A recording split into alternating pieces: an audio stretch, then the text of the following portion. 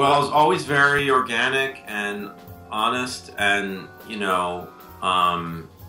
certainly, you could sort of hear the lineage. Certainly, the influence from Coltrane and Wayne. Was sort of, to me, those influences were pretty clear. But he also, he had his own sound and his own way of thinking about music. I think certainly he was in love with all that music from the '60s and Miles, and developing those relationships, subsequently with Chick and Herbie, obviously doing projects with them, and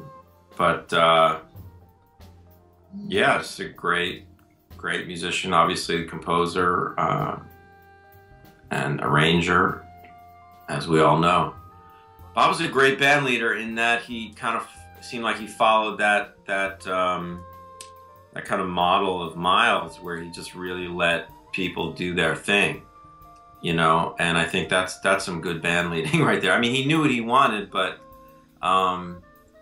he gave the musicians the freedom to be who they were, and that was figuring that was their strongest suit, and so he in terms of my experience playing with him, he just was very open, and he gave me as a musician, as a band member, a lot of freedom, and I always appreciated that.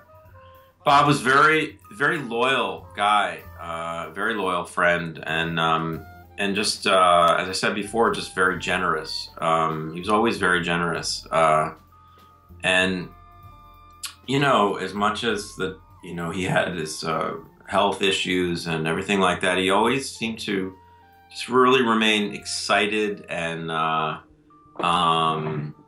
just always positive.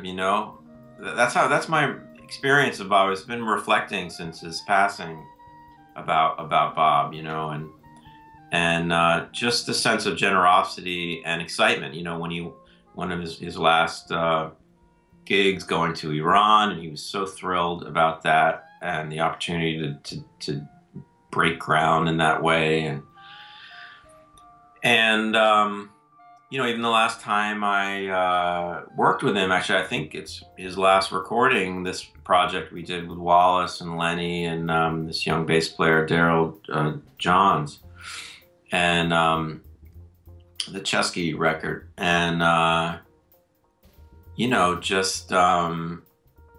just being really cool, being really cool, being Bob.